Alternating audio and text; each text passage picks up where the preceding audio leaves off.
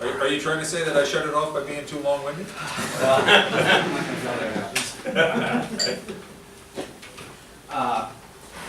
So just a little brief history. Even myself. Is it on? Should be. I'm just a volunteer. I started a Facebook page with a few people in here in Massachusetts to first of all we encouraged Ted Cruz to run, and all of a sudden, you know, we grew from 4 guys to about about 450 people in our group for volunteers. So, and we approached the Cruz campaign if we could work, and finally they got tired of us and they said, okay, you guys can do something. It's going to be unpaid, which is fine. We're all working stiffs, but so as you know, the primary is coming up in March 1st, and the only events we have going on right now is if you're willing to help get Ted Cruz elected, door knocking and phone banking is what we're doing, and you can talk to me later after the after this event. Thank you.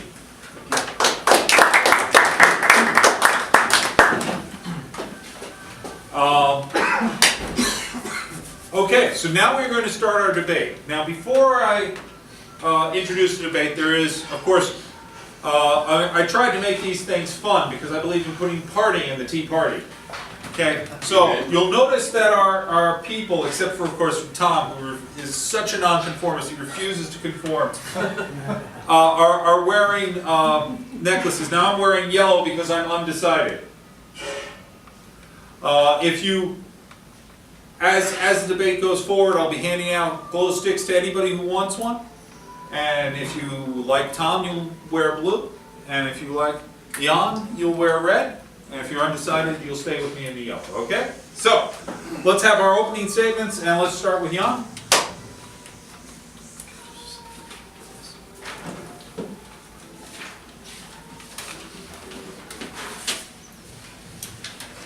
So, obviously, I'm on the side that natural-born citizen, Ted Cruz is a natural-born citizen, and why is it so passionate for me?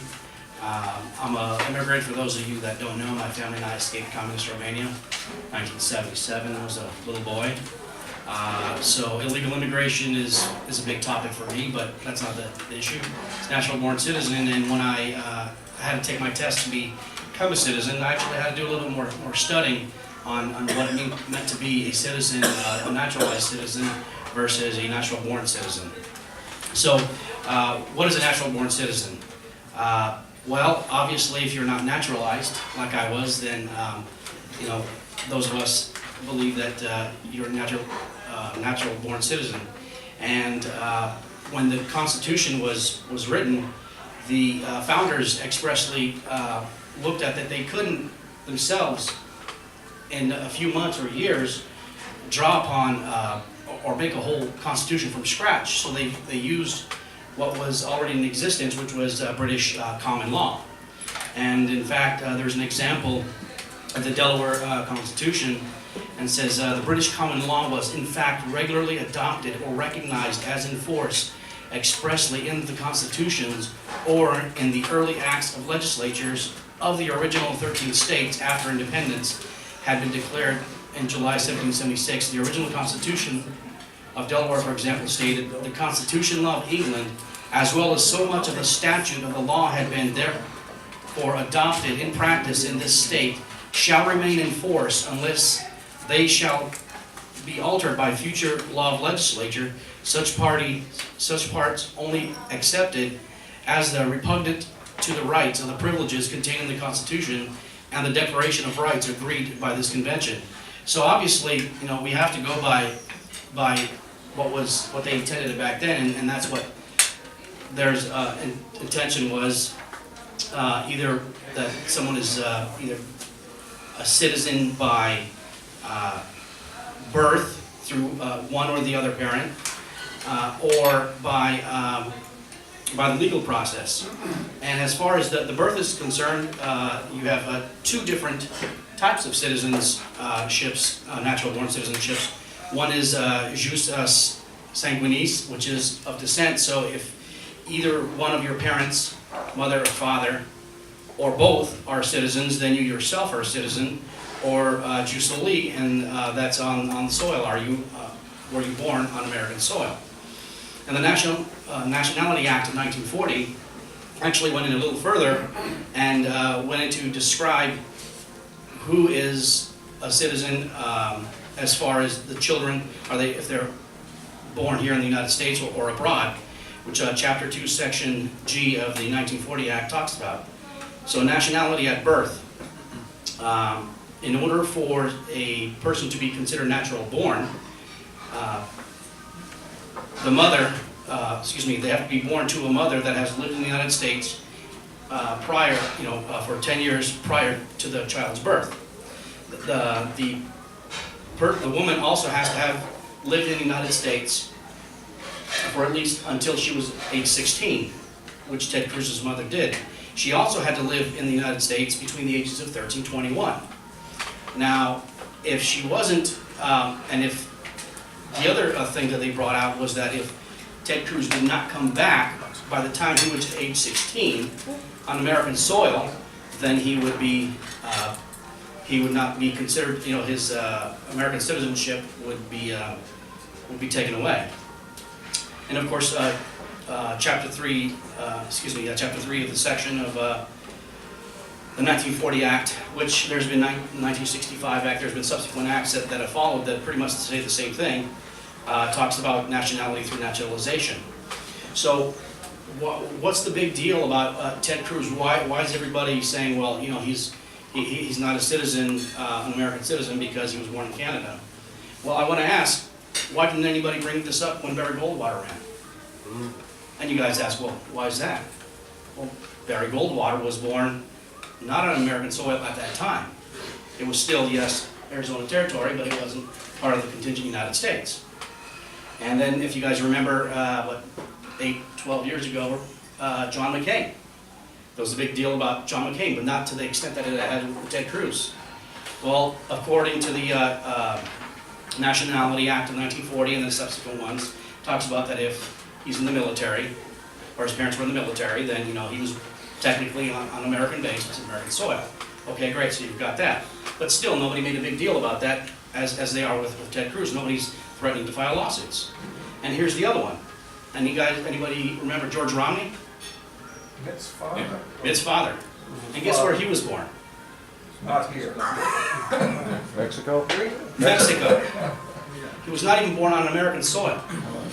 Yet nobody made a big deal about him running for president of the United States. He was governor of Michigan.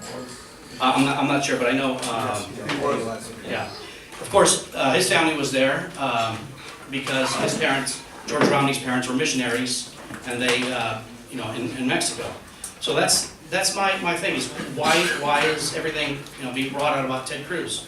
And obviously we have a principled man that the establishment doesn't like, and they are willing to do and say anything that will take him down because he's going to change things. That's pretty much it. Okay, before Tom starts, does anybody have any questions in regards to what was just said? Okay, Tom Weaver.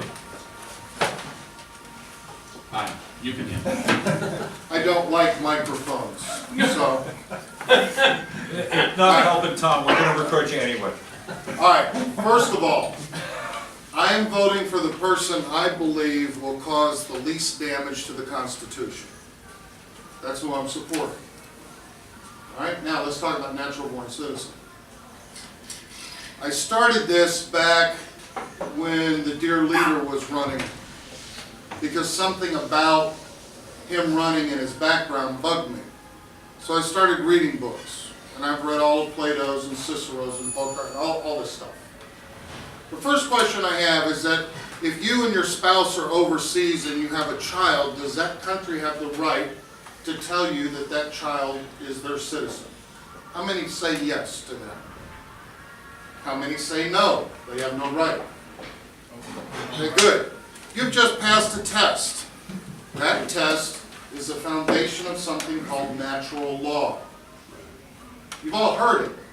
You might not believe it, but we have this page that was written and signed on July 2nd or July 3rd and then signed by everybody on August 26, including one of my uncles, great uncle, that all men are created equal and they are endowed by their Creator with certain inalienable rights. That is called natural law.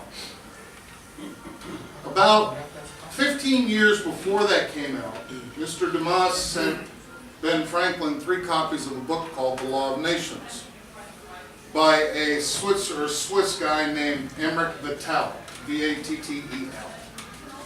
And it was the foundation, it was the first book really that took what Locke said, and Locke talked about we need a government, and Montesquieu, where he had the different things, and brought together this idea of what the law of nations is. And it was about natural law, and about the fact that your rights and everything come from God, from the divine. If you don't believe in the divine, here's the take-home point, as my friend would say. Your rights don't come from government, or a king, or even the dear leader. They come from something bigger. Now, part of that means that our nationality comes from the parents. It doesn't come from where you were born. I don't care where George Romney was born. His nationality came from his parents. Same with John McCain. His nationality came from his parents. Same with Barry Goldwater. His nationality came from his parents. That's where it's at. Now, Vattel says that a natural-born citizen is somebody who is born in a country whose parents, there's always this S, are citizens of that country. Furthermore, it's most important that the father be a citizen of the country, because the nationality passes from the father through. That's what he talks about, and he defines that as a natural-born citizen.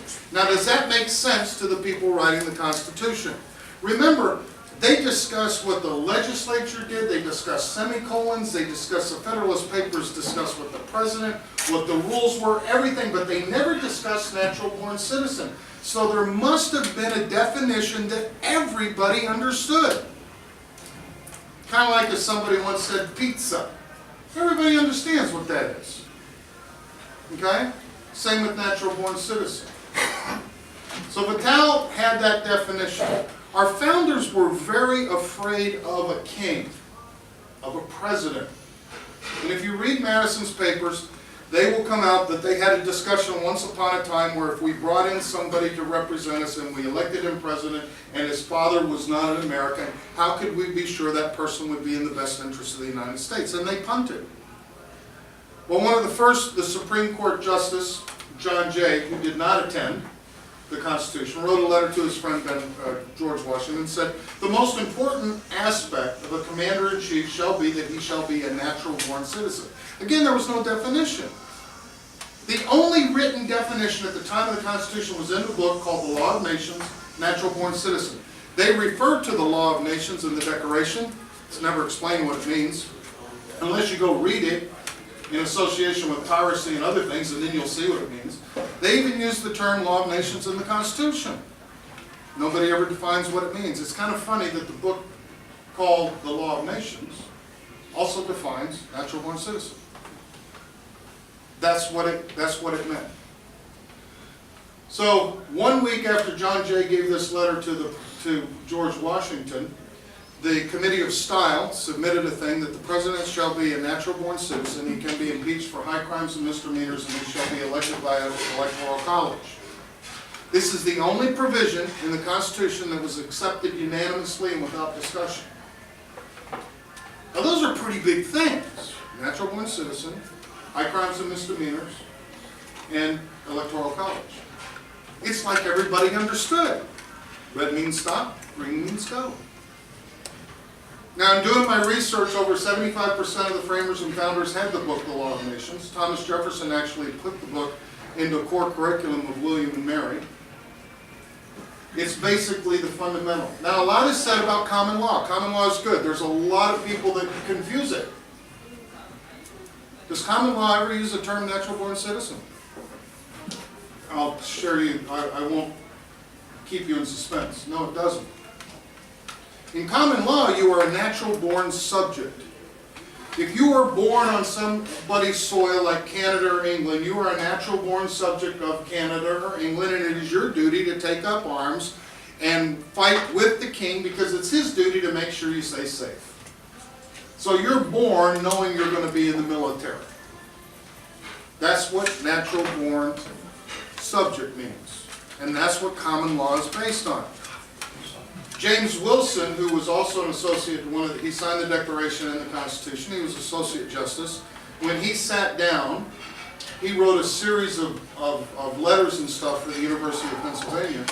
And one of his big treatises, it's really interesting reading, is that you cannot ever use common law other than the form in which a law is made to interpret what the United States is, because we are a liberal nation in the good sense, not in the Nancy Pelosi sense. We are a liberal nation who believes in the maximum freedom of man. So the definition of, in my mind, of natural born citizen is somebody born in this country whose parents are citizens. Parents, as in whatever. Now I heard Ted Cruz. I love Ted Cruz. I think Ted Cruz is fantastic.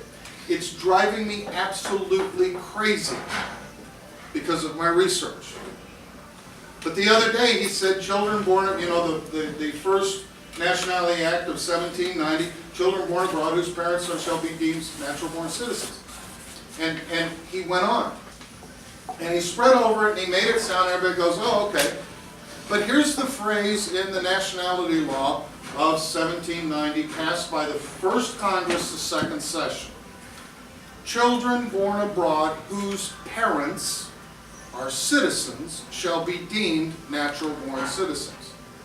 Can anybody take that to be children born abroad who either parent is a citizen shall be deemed natural born citizens? See, I've never been able to get around that parsing of English.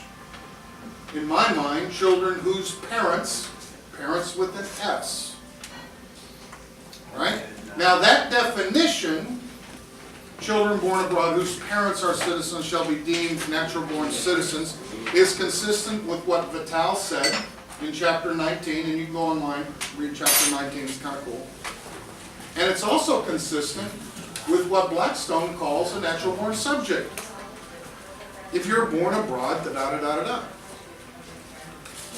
So, let's forget Ted Cruz, let's forget anybody. We all understand, if you come to the United States, we just all agreed that if we were traveling and we had a child, the country could not say that child is a citizen. Well, we have candidates that are here, whose parents were here legally, but they were not citizens that are born here and running for president. Now, where did their citizenship come from? It's a very admirable thing. Their parents naturalized, and upon that date, children under 18 naturalized. That covers two candidates. They were born here, they're native born. That gets to a court case well after the Constitution in 1898 called the Ark case. And it was a Chinese couple that was here, and they had a cleaning store, and the child was born, and they were here legally, they were paying taxes, they had a business, they never became Americans, they went home. The child, who had now grown up, went to visit mom and dad, came back, they wouldn't let him in. He said, wait a minute, I'm a Native American. Yes, he is. And the court said, yes, you are, and you can naturalize and da-da-da-da. Now, we have precedents for that. It's called Native Americans. They're born here. Are they citizens of the United States? No. No. They can become citizens if they naturalize. See, that is all part of natural law. If we don't understand natural law, then anybody coming across the border who has a child, that child can be considered an American citizen because they were born here. But the 14th Amendment, which was written to basically offset the worst Supreme Court in the history of mankind, called Dred Scott, decided to put two things. You're a citizen of the country if you're naturalized or born, and then there's this really little word called and. And the next phrase is, and subject to the jurisdiction thereof. Now, if we believe in natural law, that jurisdiction means our nationality comes from our parents. If somebody's here illegally, they are subject to the jurisdiction, but they're also subject to the jurisdiction of Mexico or Honduras or Poland or wherever they come from. God bless them. But that anchor baby is not a citizen of the United States.